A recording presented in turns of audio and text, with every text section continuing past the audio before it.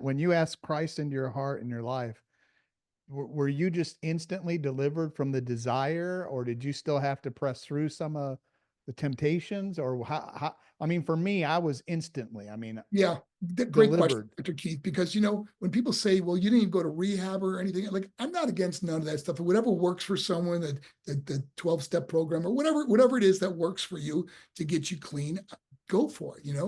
But for me, it was instantly like I never touched my drug of choice back then was cocaine. I was always partying and doing I cocaine. figured that. Yeah. And I've never touched again. Not only never touched it, I would be scared to death because it's almost like spitting in God's face, saying, I get to go party again. He transformed me.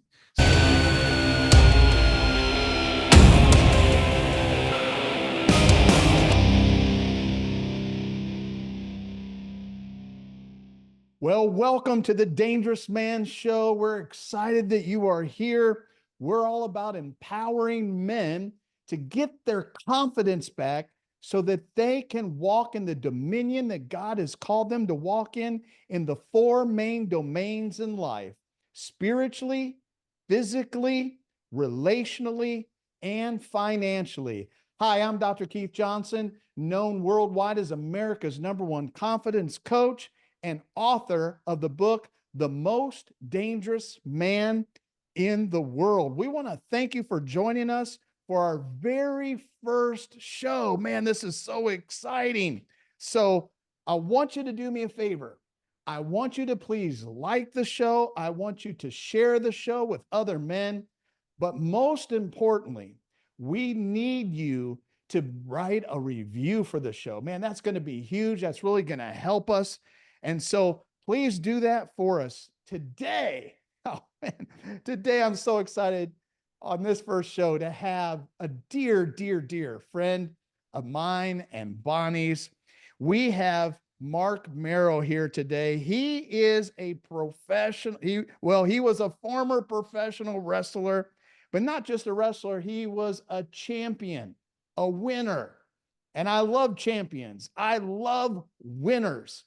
And he was a champion with the WCW when he started off 3 times. Then he moved over to the WWF and became a champion wrestler there. And now today, he went from that and retired from wrestling after his body got beat up. I think he's practically had every muscle torn in his body from that sport. You talk about a dangerous sport. I mean, some of you think, well, oh, that's all fake. Let me tell you, my friends, I know this, brother. And let me tell you, it is a dangerous sport where you get beat up very bad. So to jump in a ring with some of these guys like Hulk Hogan and to be thrown on the mat and jumping off the ring and all the stuff that these guys do. Listen, these guys are men. These guys are strong men, and I'm so glad to be with him. But once he retired, now he's out there and he's like the #1 presenter for schools.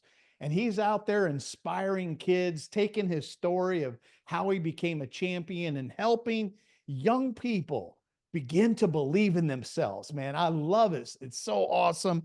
Hey, Marc, his stage name was Johnny B. Bad.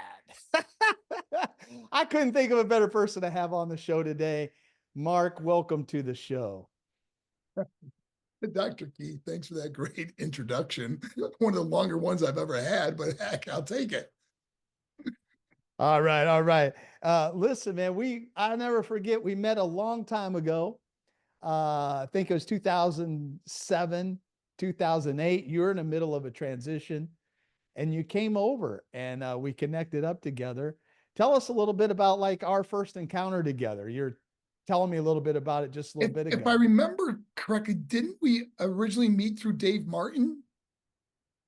We originally met at the Increase. We were both speakers at Bob Harrison's Increase That's what it was. Yes, conference. yes, okay.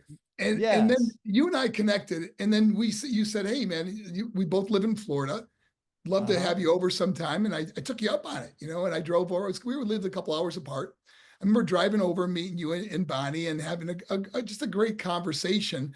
But it sparked something in me, which was really cool because we talked about visualization. We talked about writing your dreams and goals into existence, and just a real positive thing. I walked, and I mean, driving home, and going, I got to write a book. That was what you told me. You go, man, you're doing all these presentations. You got to have a book.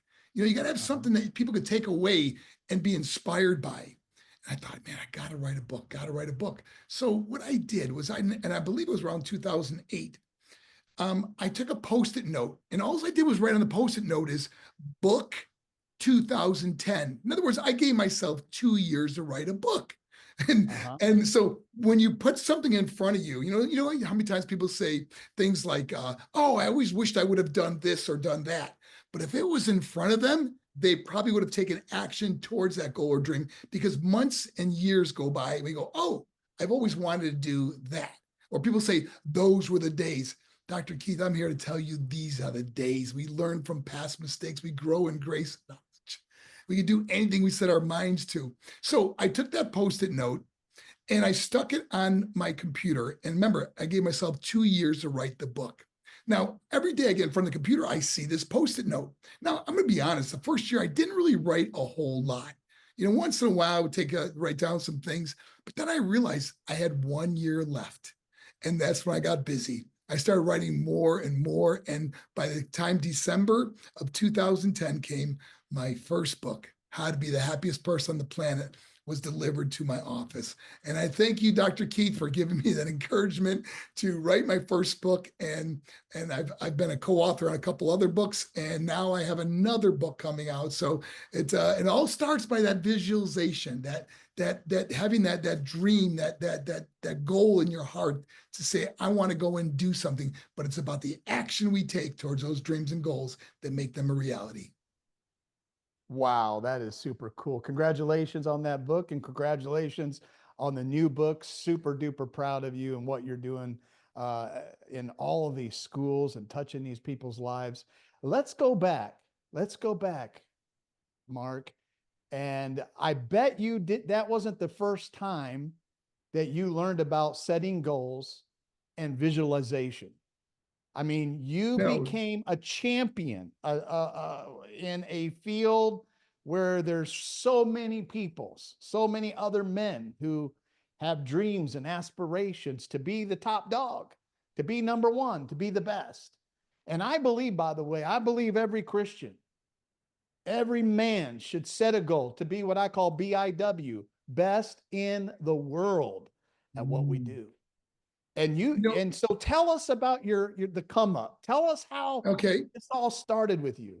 Well, first of all, Dr. Keith, so many people that we meet always will say things like, "Oh, I'm too old to do this," or my time is past, or something. And I want to encourage anyone. I don't care how old you are. You got to realize the rest of your life will be the best of your life.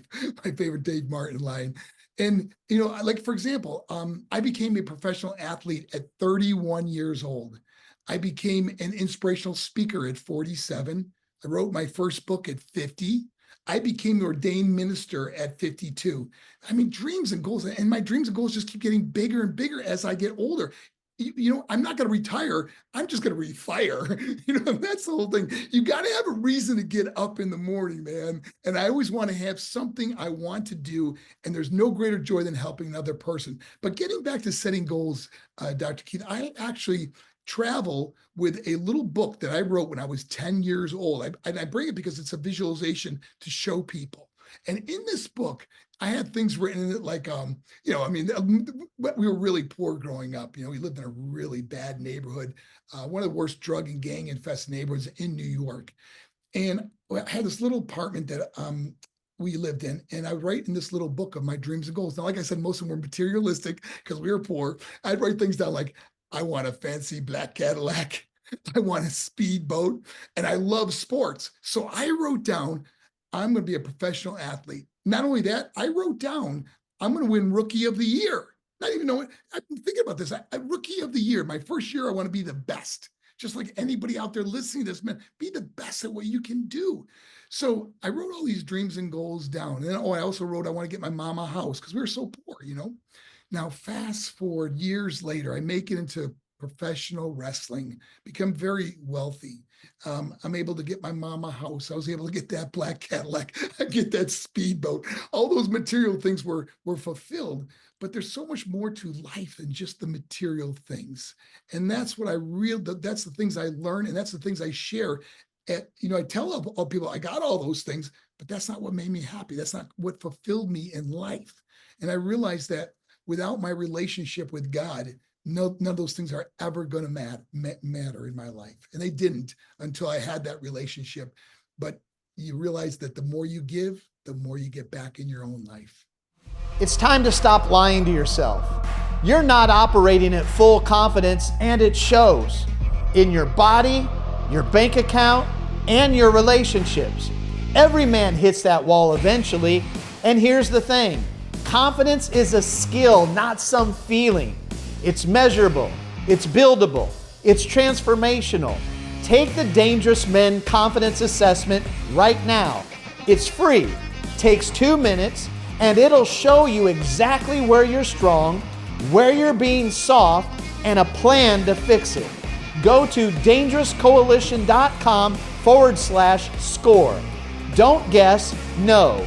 Your next level is waiting, but only if you're dangerous enough to face it and chase it. I love that. I love that. So true that I don't think I never think, Mark, it's a either or thing. I think as a man, we've got to realize God says we can have it all. We can have the nice cars, we can have the houses, we can have the successes, we can achieve great things, and have a great relationship with God too. And it's all about having it all. Like God wants us to rule in all 4 of these domains in our life. And when we're ruling in all 4, that's when we feel fulfilled, right? And so, but give me, like, I'm really big into the champion mindset. Like, what I want to dive into your come up, like your rise to the top, and how did you do it? What are some of the things that you did? I mean, you're in your, I didn't realize you're like in your 30s when you decided to do this. What were the steps that you took, and how did you do it, Mark?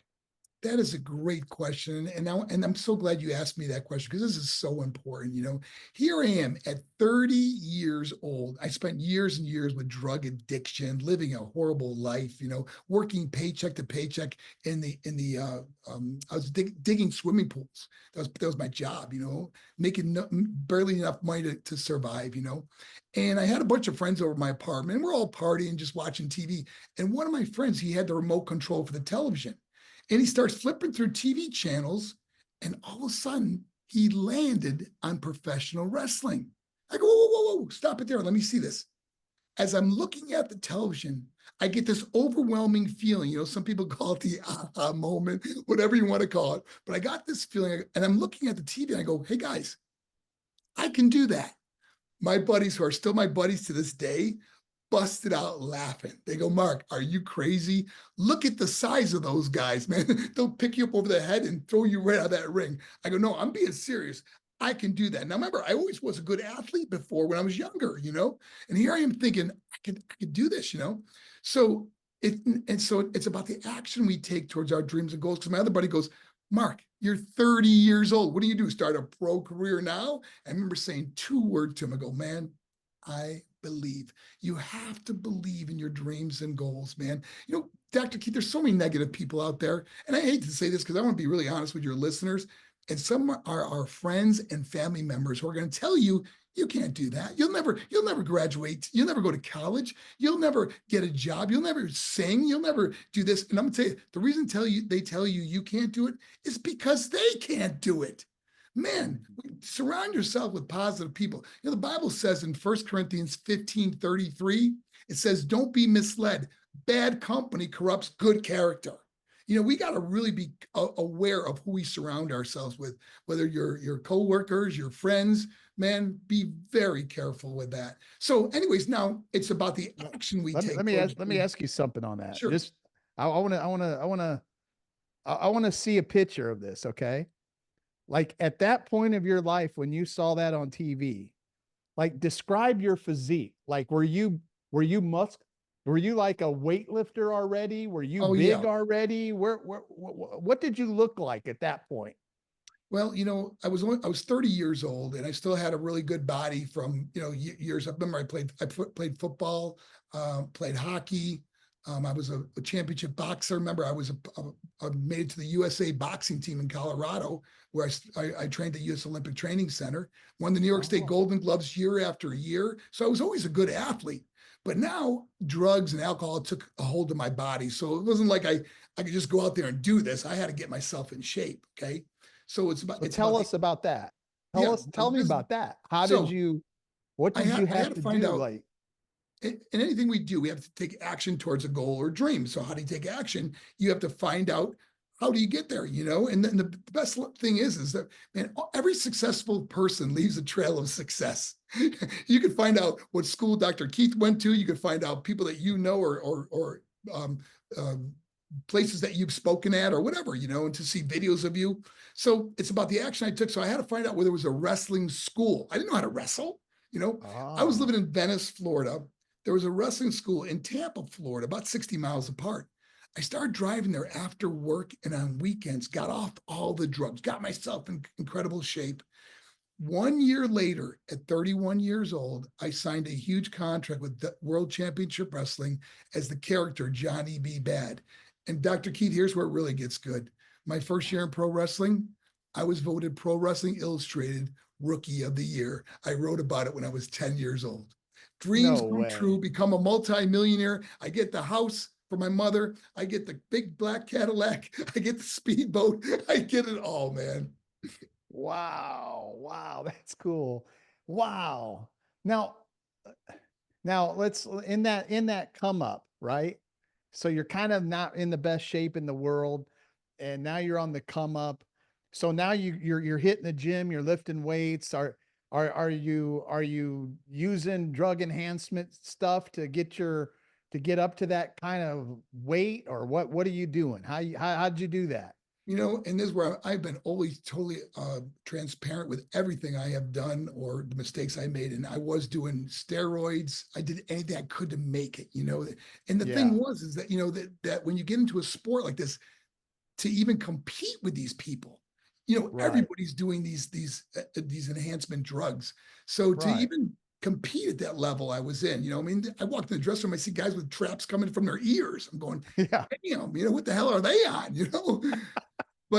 But anyways, yeah, this is where where I talk about how God wants you to have it all, but without a relationship with Him, it means it's meaningless. You yes, right, know, right, right. and this is where I really fell apart. Was that now? Um, I got all this money, become a millionaire. I got a house in the water, a house in the country, horses. I got everything, man. And but no relationship with God Hmm. until I got divorced. My life falls apart Now financially. hold on with that one because Okay. now you're pretty fast. You're pretty fast talker. Hey, now, now, you didn't just get married to somebody. I mean, you not only had the money, you had the dream girl. Yeah. Well, yeah, I Her guess name you would was say that. Sable, right? Yes. Yes. Yeah. So, I brought her into the wrestling industry. Okay. And she uh-huh. became the character named Sable, which was very popular at that time. And Yeah. so here we are living this crazy life. And she ends up, being a poster girl for Playboy. And we go on to just live I didn't know a that. life that was Wow. not, respectful and hypocritical and everything else, and you have to look at your mirror every day and you got to be proud of who's looking back at you. And I know looking in the mirror, I was not proud of who was looking back at me. Wow. But after the divorce, everything falls apart. I got back into the drugs, went through my money like crazy, man, just flying everywhere and partying and just making horrible decisions, gambling, stock market crashes, real estate crashes, everything goes wrong in my life, you know? So Dr. Keith, I'm down to my last, I remember at one time, and I shared this story, was that I had $5 million, okay? And I Mhm. remember thinking, I could live the rest of my life with this much money, you know? And divorce and everything happens, and I go down to, now I'm down to my last 200 grand, okay? Now, a lot of people think that's a lot Divorce. of money, but Did you not when get you're that, spending it guys? the way, Did you not when get you're that, spending it guys? like the way I'm spending Divorce. it. I'm Divorce. sorry, was that? Divorce takes you down. DD. Oh man. Yes. Anyway, so I'm down to my last couple hundred grand, you know, and um, my life was just spirals out of control, and I wanted to end it all, man. Just so depressed. Drugs, alcohol, everything in my life that could go wrong. I hit rock bottom, and then I found out rock bottom had a basement. Okay, and it was horrible. And it was Christmas 2003. I remember I had no place to go, you know. I drove to Cocoa Beach, Florida, and I sat under a pier on Christmas Day. Now, I what do you remember mean you watching had no place to go? I mean, well, you didn't well, have a house? oh, I had a home, but I had nobody in it. It was just me. Oh, I was okay. I Gotcha. was all Gotcha. by myself. I had nobody. I Okay. lost everything. My mother and father passed away very young. My little brother and sister both passed away at 21, and my other brother was having his own drug difficulties. Um, and so I drive to Cocoa Beach, Florida, and I sat under a pier on Christmas Day, watching the waves roll in and roll out. And I just thought, I don't want to be here no more. I want to end it all. And I drove home. I retrieved my handgun. I had these big walk-in showers. The house was for sale. And I remember just putting the gun to my temple, put my back against the wall. And the idea was I'd slide down the wall. And when my bottom hit the ground, I'd pull the trigger, kind of almost like a wrestling uh, bump, like where you take a fall, you know? And I'm standing there, and all of a sudden, it was like I feel my heart pounding out of my chest. I see my mother, my father, my brother, my sister, all the people in my life that passed away, all my friends that died from drug overdose from the wrestling industry. You know, I'm seeing all this, you know, and I'm feeling my heart pounding, pounding. And all of a sudden, I started sliding down the wall, and this vision of hell comes into my head. And it was the craziest thing. I just remember I was 21 years old. I remember this pastor speaking, one of the first times I ever went to church. But I was brought up Jewish, Dr. Keith. I don't know if you knew that or not, but Mm-mm, my no. last name used to be Merowitz. It was shortened by my grandfather to Mero. And we were brought up Jewish. And but so a buddy of mine when I was 21, and I'll get back to my story in a second, but this is important to tell you this. He took me to a church. He said, "Hey, you want to go to church?" I never been to a church before like that, you know, charismatic church.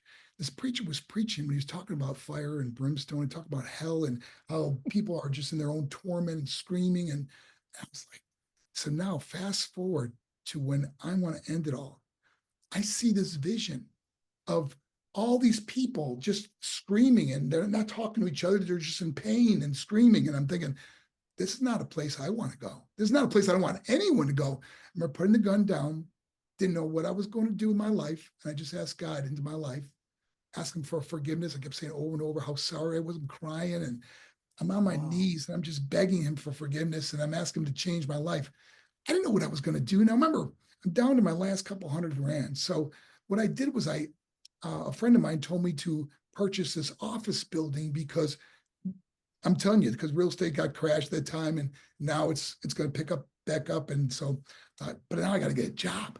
I didn't know what I was going to do, so I got a job at Gold's Gym as a personal trainer.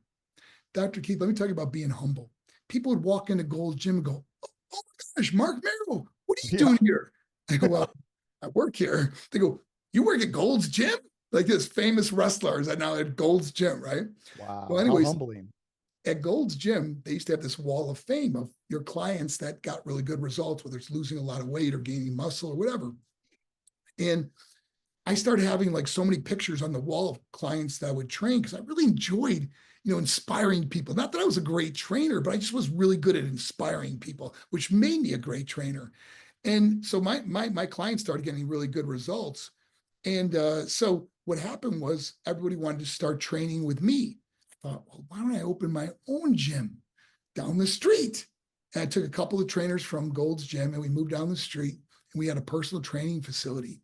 Now, within a month of opening that gym, which was becoming very successful, I got a call from Melbourne High School, the football coach.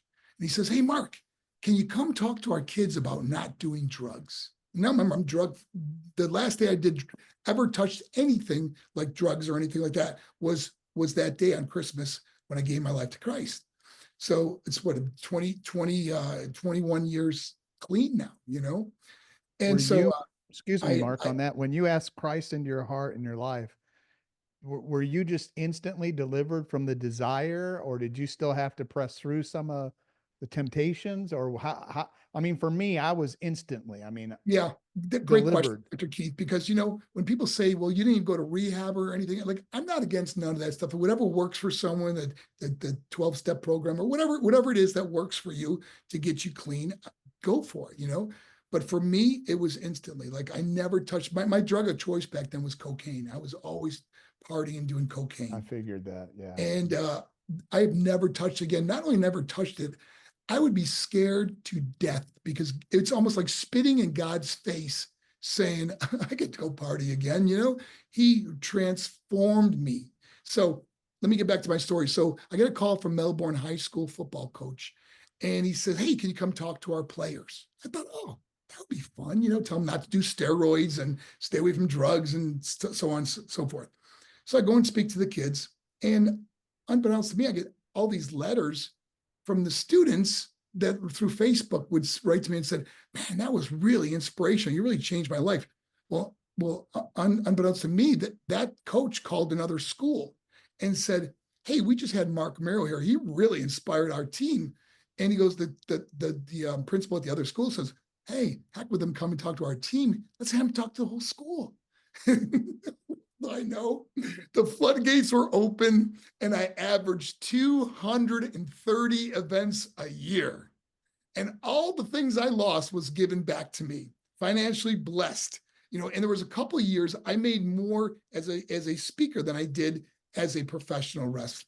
And that's how amazing it was. One year I did 293 events in 1 year. And God just showed me, man, we can reinvent ourselves. The power of prayer and the power of forgiveness and forgiving ourselves. The thing is that when we go to God and ask for forgiveness, it's like, okay, it's done. But we sometimes can't forgive ourselves. We keep reliving these things. You either forgive or you relive. And I was not going to relive those horrible things that happened in my life. Ever feel like something's just off? Your body's slipping, your marriage is strained, and your income is stalled, and no one around you can push you to win. It's not your fault. You're just hanging out in the wrong circles. Ecclesiastes says, "Pity a man who walks alone, because if he falls, he's in trouble." So I'm inviting you into the Dangerous Coalition, an elite brotherhood for high-achieving men ready to dominate in every domain in life. Join me at dangerouscoalition.com and watch where God takes you in the days to come. It'll be more than you ever thought possible. Godspeed, my friend. Wow. I love that. What a story. What a story. I don't even think I knew some of that. That is amazing. And some of this, I think in your newer book, you like go back and tell the story. Like this new book is more of a revealer of the story, right? Of what happened, your Well, journey. this new book, I go very deep into these stories. I share stories I never shared in my first book because I thought they were like too much.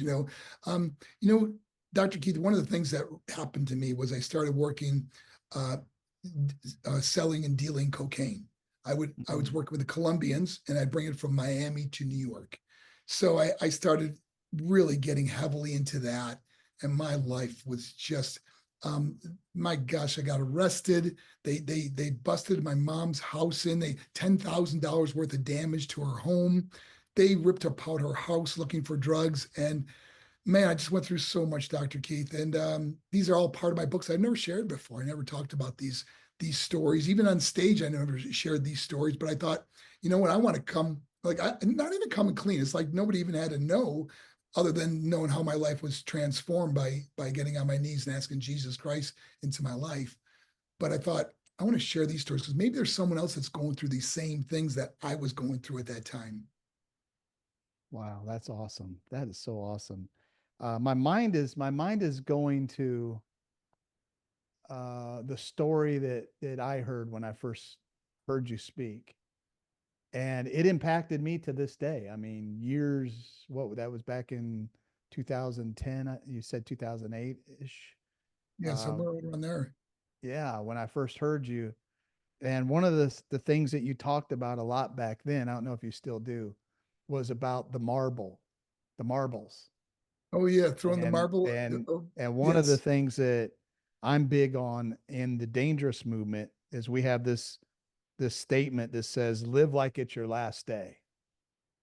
Live Mm, today like it's your yeah. last day. Amen. And tell me about that.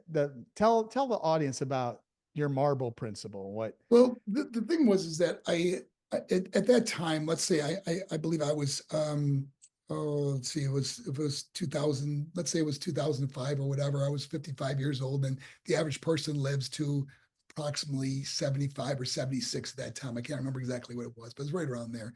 So what I did was taking 20 years, and what I did was taking 20 years times 56 weeks in a year and times that, and I bought a marble for each week. I put it in a big glass container, and it was a lot of marbles, man. And every Mhm. week I would take one marble. I lived on a lake. I'd walk out to the dock on the lake, and I'd say a prayer, and I'd throw the marble into the lake. And you would not believe, when years start going by, how those marbles start diminishing. And what it does is says, this is about how much time you have left, and and makes you realize, man, I don't want to live with bitterness, resentment, anger, unforgiveness. I want to live a victorious life.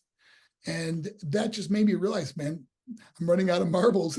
And our buddy Dave Martin says, well, what I do is just dive in and get some more, but that's our friend Dave. So Yeah. anyway, but that's my marble story. Yeah. And they diminish real quickly, and some people look at it kind of as morbid, but I always looked at it as like, wow, if this is all I got left, I'm going to live, I mean, only God knows our time of death, but if this is the average of what people live to, man, I'm going to enjoy every week I have. I'm not going to sit there and argue with my wife or friends or siblings or whatever, and over stupid stuff, man. People argue over the stupidest stuff when you really think about what really matters in the end.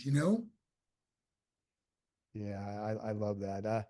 That story touched me. I had quintuple bypass heart surgery, and you had heart surgery too, and you helped me. We kind of like, you Yeah, know, you were a big inspiration to me during that time. You know how tough that is, facing one of the most dangerous surgeries in right. anyone could ever go through.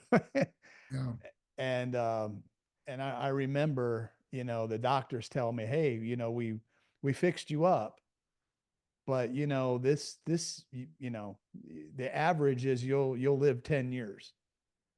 And so looking at life from a perspective of I don't have forever and I only have so long, and I instantly thought, like, the marble, okay, every day's got to count.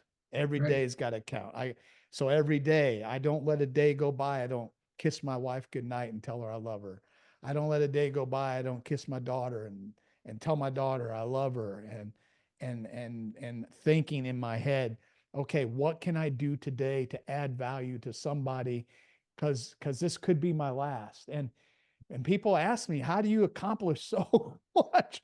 You know, and it's like, I live by this principle. I live with a sense of urgency that no, I'm not going to live like I got forever. Speak to That's good. that. Yeah, I leave for South Carolina tomorrow, presenting at schools, and then next week I'm in Colorado.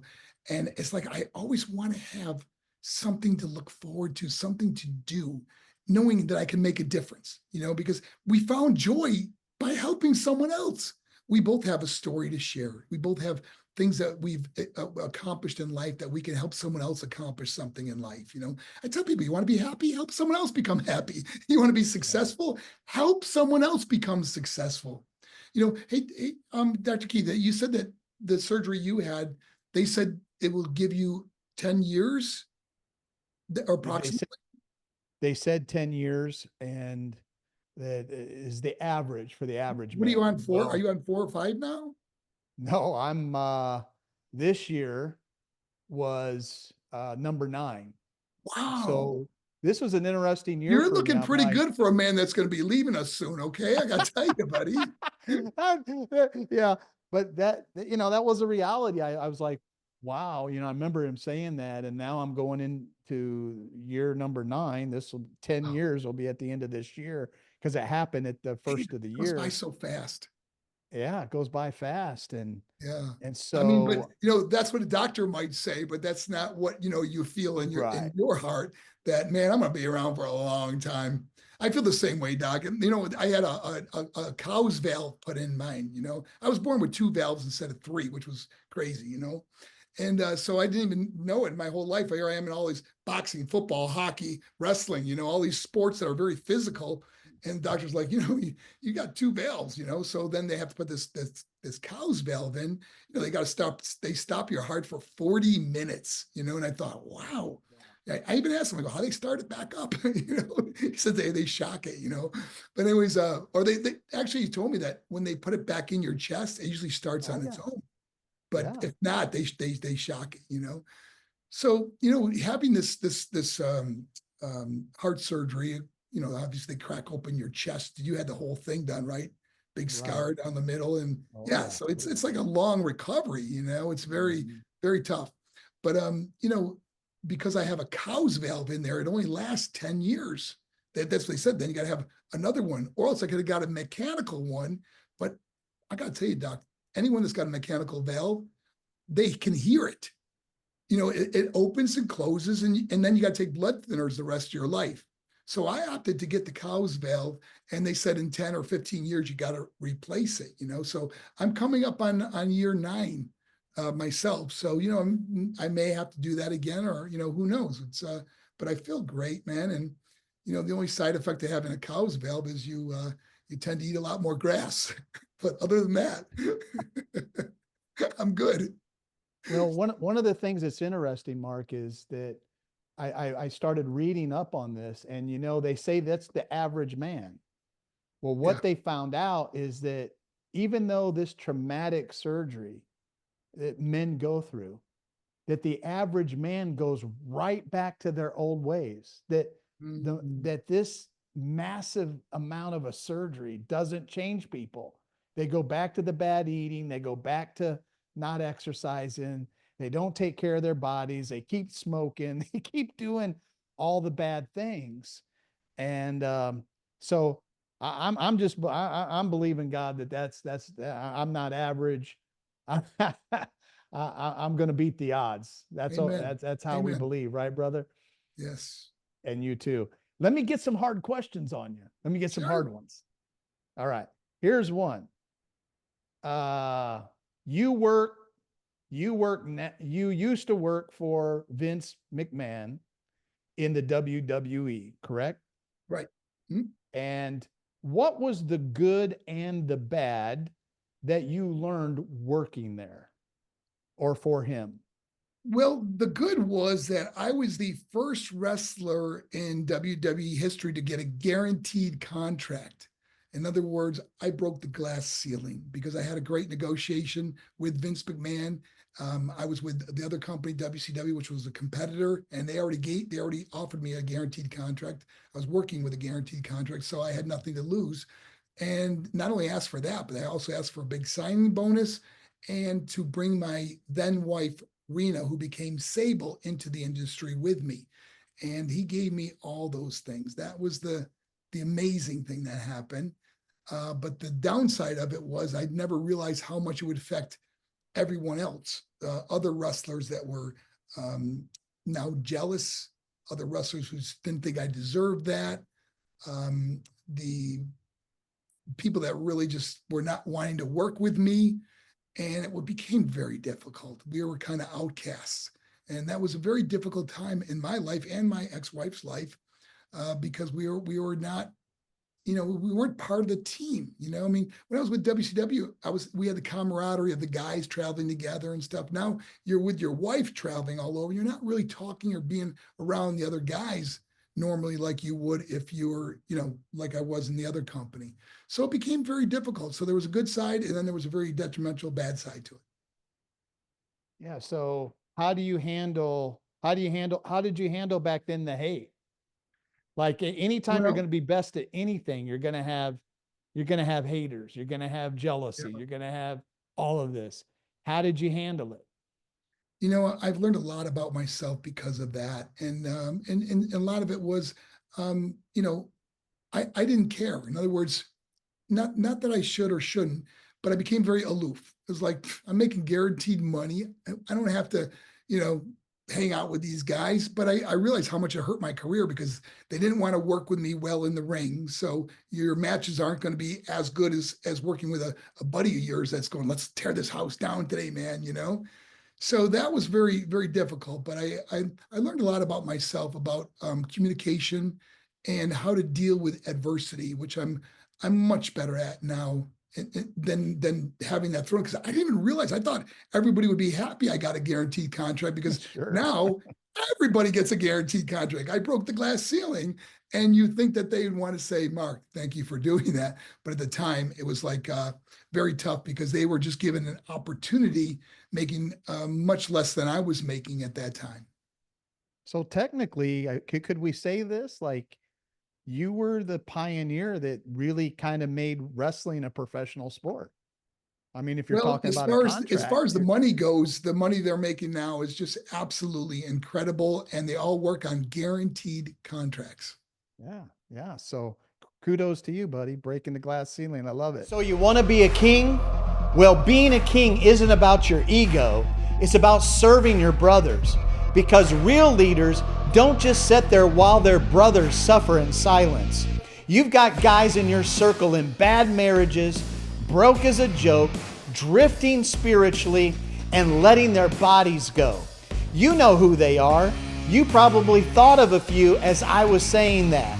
So here's your next move. Hit the share and get 5 of them to join this men's movement. Because if you're really a king, you won't just rise alone, you'll bring your brothers with you.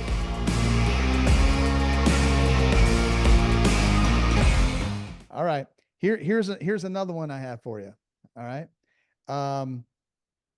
What was the one principle you learned? Like your very first coach that you went to, and so you had a coach that was training you in the realm of wrestling. What was like the first coach that got in your face, and what did you learn from your very first coach? Can you remember that far back? I have to go a little further back than wrestling, because when I first became a boxer, I learned something, a very, very valuable lesson. Okay. Dr. Keith, I was in high school and I was one of the toughest kids around at that time, just a good street fighter, But there was a kid in high school named Lou Villar, and I actually wrote about it in my book. We eventually became very good friends. To this day, we're great friends. But Lou won the Golden Gloves, and there was posters of him up in our school. And people go, "Oh my gosh, can you believe Lou won the Golden Gloves?" And I remember just saying to my friends, "I could kick his ass," like that. And of course, word spreads very quickly like that. And next thing you know, I'm challenging Lou to a fight, but he's a gentle giant, man, big guy. He's like, "Man, I'll fight you, but not in the street. I'll fight you in the ring." And I was like, "Okay, I'll come down the ring and kick your ass," type thing, So of course, it's like the West Side Story. I got all my friends and he's got all his friends, and we come to this boxing gym, and there was his boxing coach trainer was named Ray Rinaldi. And so he puts these big, the gloves on us, the headgear and everything. I never had none of this stuff, and mouthpieces. And the bell rings. Dr. Keith, I went out there and I just started swinging, right? And he's kind of just covering up, and I might get a couple in, and I'm thinking I'm going to beat him bad, But all of a sudden I realized 3-minute rounds is a long time. And I remember just getting really, really tired. Now remember, amateur boxing is 3-minute rounds. Okay. So it's a total of 9 minutes, but it's like 9 minutes of really going at it, Man, I remember coming off the stool for the second round. I was so tired. I could hardly hold up my hands. And this guy, Lou, was such a good boxer. He just started picking me apart, right? I never went down, but by the third round, he just had his way with me. And all my friends are going, oh my gosh, Lou is beating the heck out of Marc Mero. And of course, it's going to spread all over school, right? So the lesson I learned after this was, first of all, I said to the trainer, I said, I realized how hard boxing was. I said to him, I go, Ray, I want to be a boxer. He goes, you want to be a fighter, huh? He goes, run home. I go, why? I live 5 miles from here. He goes, run home. I ran home. I ran back the next day. I ran home. I ran back. And I kept doing it. And Dr. Keith, I eventually became a 4-time New York State boxing champion, member of the USA boxing team.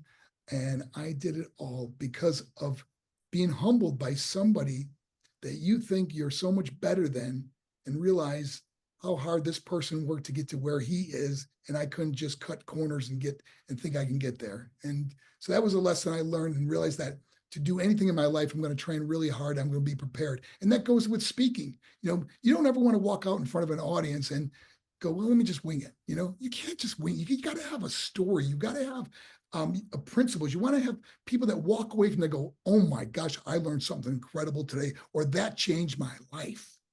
Mm-hmm. Love it. So here at the Dangerous Men's Movement, we have a philosophy is this: do the difficult. Do the difficult.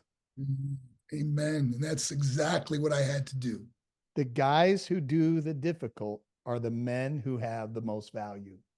Yes. Value only comes, achievement only comes, being a champion only comes when you do the difficult. We are talking to a man who was a champion, and his first coach taught him the key to rising to the top.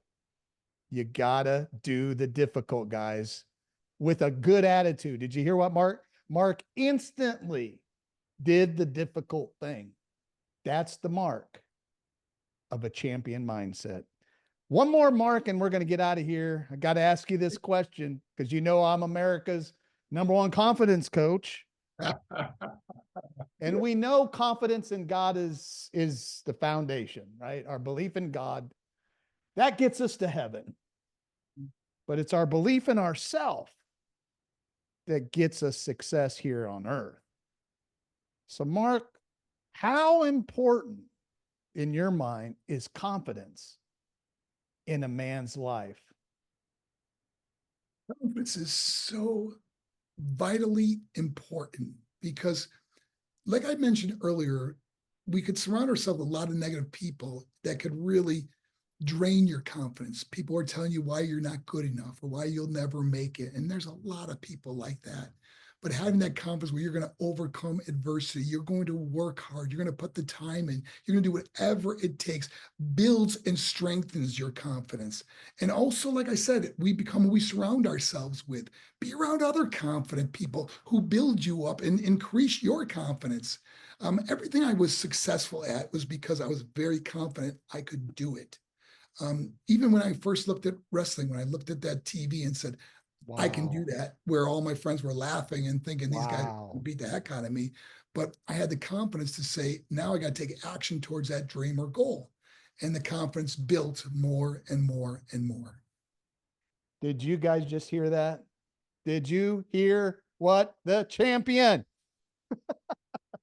Johnny B. Good now, who was Johnny B. Bad, just told you the key. He looked at the television and said, what? I can do that. Amen. Confidence in God gets you to heaven. Belief in yourself. You gotta believe in you. Whether you're a Christian or a non-Christian, it's the guy who believes is the one who rises to the top. I love it. Thank you. Thank you, Marc. Now listen, we want to make sure this new book coming out, I want you to tell the people where they can go get it. I want you to give us a little quick blurb about the book and what it can do for our guys. Because I want every guy to go buy this book and be a part. Follow Marc on social media. Will you share some of these details We'll have it posted down below in the show outline. But Marc, give us a little bit of what this is about. Well, this book is, I spent this whole year writing this book, and it is incredible. I picked this award-winning writer to take my story, because we would spend hours on Zoom, and I'd share stories with him, and he would just bring those stories to life. It was just so incredible to work with Ben Veal. And the book is called Bad, B-A-D-D, Too Good, and that's a play off my old wrestling name, Johnny B. Bad. But it talks about my downfall, my detrimental life I was living, the drugs, the just the stupid things I was doing at that time, and how I changed it, how it all turned around, and where I became this person today that I'm very proud of, and the things that I'm doing. So the best place to pick it up is just go to Amazon.com and just type in Bad to Good, BADD, and or type in my name, and you'll see my books up there. But it'll be a real blessing to read it. And if you do read it, please leave a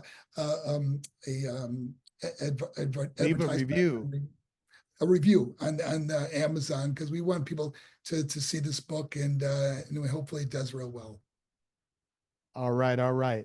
And your website is Think Pause, which is P-O-Z, thinkpause.org. And that's if anybody wants me to come and speak at their school or their kids' school, please reach out to us. We're going all over the country, all over the world. It's been a crazy, Dr. Keith, I even spoke at schools in Russia. I spoke at schools in Guatemala. Last year we were in the UK. It's just been an incredible journey. And it all starts by having confidence in your ability of what you can do to change the world.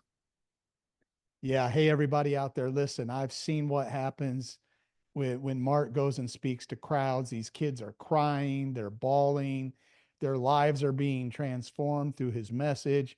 It's amazing. They are just electrified by him and his presentation. Like if you have a school, like if you have some Christians, some of you have no Christian schools, some of you are connected with different people in the education, man, get Marc in there. These schools have money to bring these kind of guys in. Get Marc in there, and I guarantee you he will make a tremendous impact with some of these people. And these kids need this, man. These kids need messages, positive messaging like Marc is releasing throughout the world. And so thank you, Marc, for being on I'm so glad you're on the very first Dangerous Men's podcast. And every man is dangerous. You're either dangerous because you're a weak man, and weak men can be controlled by a negative culture. Weak men are silent when they should speak up. That's why you're dangerous, because you're weak. But God needs strong, dangerous men who will stand up for what is right, who will not be controlled by the culture of the world, but will be used by God to transform the culture.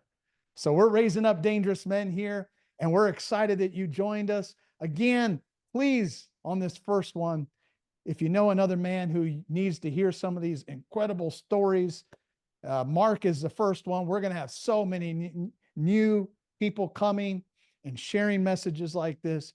Share this, review it, like it, and we will see you again on the next Dangerous Men show. God bless and Godspeed, everybody.